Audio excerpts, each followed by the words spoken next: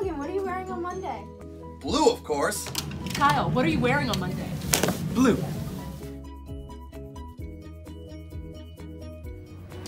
Monday, the first day of Unified Week, is Autism Awareness Day.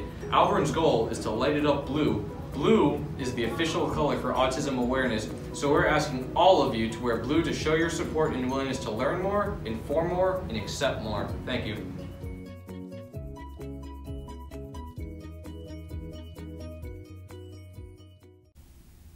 Good morning, Alvern, and we hope you had a wonderful week. I am Autumn. And I'm Maya. Now please stand for the Pledge of Allegiance. I pledge allegiance to the flag of the United States of America and to the republic for which it stands, one nation, under God, indivisible, with liberty and justice for all. Please pause for a moment of silence. Now here are the morning announcements. Looking for a spring-summer job? Advanced Spa and Pool is hiring and looking for reliable Alvern students age 16 or above to work in their Hudson store. See Mr. Beals for details. Multicultural Club is this Friday. How exciting! Hola, me llamo Katy. Hola, me llamo Javier. Hola, me llamo Natalia. Y mi familia está viniendo a la escuela a tocar. Y cuando tocamos vamos a bailar, vamos a tocar todo, guitarra, piano, todos los instrumentos, tinku, caporales, morenadas y los tobas. El 13 de abril, vengan todos que vamos a tener comida y música. Oi, meu nome é Rafaela e eu vou estar representando o Brasil na Feira Multicultural. A Feira Multicultural vai ser no dia 13 de abril. A gente vai ter comida, apresentação e futebol. Free ACT tests offered to sophomores and juniors on Saturday, June 9th. The next Grow It Garden Club meeting will be held on Monday, April 16th after school in Ag 30. At this time, we will be designing our plot in the community garden. New members always welcome. Seniors, we are looking for your photos to be featured in the senior video. Please send photos to alvernmedia@gmail.com. Officer Mirabella reminds you that if you park your car in Freedom Fields, park in an orderly fashion.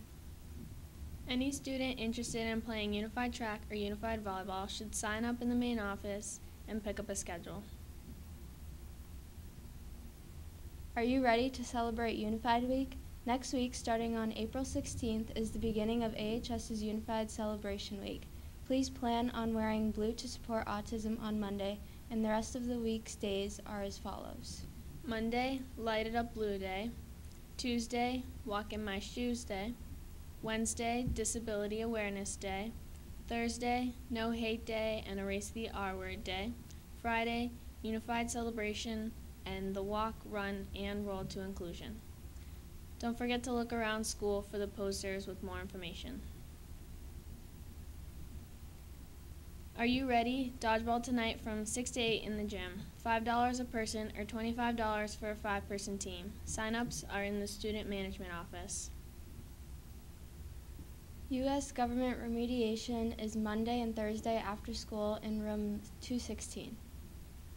Prom tickets will be on sale in the main office from April 9th to April 20th. You must have your cafeteria accounts clear before you can purchase your tickets. See Ms. Payne for tickets and details. Attention, any student running for class office or student council for the 2018-2019 school year, video speeches for sophomores will be filmed directly after school in the media room tomorrow. Video speeches for all freshmen will be filmed directly after school on Tuesday, followed by the juniors on Thursday at 2:30. All speeches will be filmed in the media center off of the library. Thank you. Have a great day, Alvern. Please stay tuned for a word from Mr. Beals about the Good morning, Alvern. Mr. Beals back with you for school safety update. This is the specific information some of you have been asking about relative to our school safety drill. It is our ALICE drill, ALICE, alert, lockdown, inform, counter, and evacuate. Next Tuesday morning, 9 o'clock a.m. till 10 o'clock a.m. It'll be during third period. I want all students and staff to please, again, know the date and the time. And again, this is only a drill. This morning I want to talk to you about what the drill is going to look like. And I'm giving you advance notification because the content of the drill is something that we have to talk about. We have to process. We have to use the educational moment to have students and teachers talking about it. We're going to start the drill with 6 different 5-minute passive drills. Let me repeat that. 6 scenarios, passive drills. That means passive drill would simply mean there's no active movement as a result of the scenario. You do not need to lock down, you don't need to evacuate, you don't need to counter, you don't need to do anything but talk about the scenario in your classroom and decide what action you would be taking. Our teachers have already gone through this process with me at a faculty meeting, and students, for example, we're going to talk about a scenario that I will personally read over the school intercom, and it'll be timed by me, 5 minutes. I will read the scenario, and the scenario may go something like this. We have just had an intruder enter the building through the Checkers back door of the loading dock. Go. Now, if you were a student in Checkers restaurant at that time, you would have a certain action. If you were a student in a whole different part of the building, you may have a different action. So that's how the scenario process works. Each scenario is different. Some of them involve behavior outside the building with someone coming in and creating harm. Some of them require vigilance in our building because of harm. So again, passive, no active movements. Just think about the scenario, listen to the words that are read over the intercom, and then talk about it as students and with your teacher to determine your action. As part of that passive drill component, a number of people are going to be visiting the building and wearing a green vest. Whether it is this green vest or it's a different one, whenever you see someone wearing a green vest, it simply means that they are observing the drill. They may come into your classrooms. Again, passive, no lockdowns. They're simply going to come into your classroom and they're going to participate in the discussion. This could be the police chief. This could be a school administrator. It could be someone from the fire department. They're simply walking into a classroom and they're going to ask questions. What would you do if? They may change the scenario, because we know when we have a scenario, it may not be exactly as it was first intended because movements through the building. Just react to it accordingly with words, no actions. After we've completed the 6 passive drills, we're going to do an active drill through the building. The active drill was developed by Officer Mirabella. The passive drills were developed by the 3 assistant principals here, Mr. Falzerano, Mr. Blair, and Mrs. Hallis. During the active drill, you will still see some individuals wearing a green vest. In addition, anybody in the building who is wearing an orange vest are individuals who could bring harm to you. So simply react to the color aspect. If you see someone wearing an orange vest, they are here participating in a drill but bringing harm to us. If the event that they have an orange whistle to match their orange vest and they are blowing the whistle, that is a simulation of gunfire. And I want you to hear the noise and process that. It won't be repeated and ongoing. It may not be in the classroom. It may be in the hallway outside the door you're in. You are going to react to the active drill based on the simulation of noise. We are not going to simulate gunfire by shooting off rounds in the building. We're going to simulate it with a whistle blow. Obviously, if you are evacuating an area and you hear the whistle blowing, be alert. If you are alerting to this fact that you hear it coming and it's getting louder and louder, you know it's getting closer and closer. React accordingly. If you have a person in the orange vest and with the orange whistle, they will not be hung around their heads, they'll be in their hands. If you are in imminent danger, our Alice technique teaches us to counter. Don't be a passive victim, be an active participant. Do not bring harm to the individual, but try to get the whistle away from them. Do not throw furniture at them, it's a drill, okay? Try to get the whistle away from them. Use words, use actions, and you can be physical to a degree, but this is only a drill. I assure you, if I am the person, you're going to know my face. You're going to know me. I do not want to get attacked in the middle of the hallway because I have the whistle.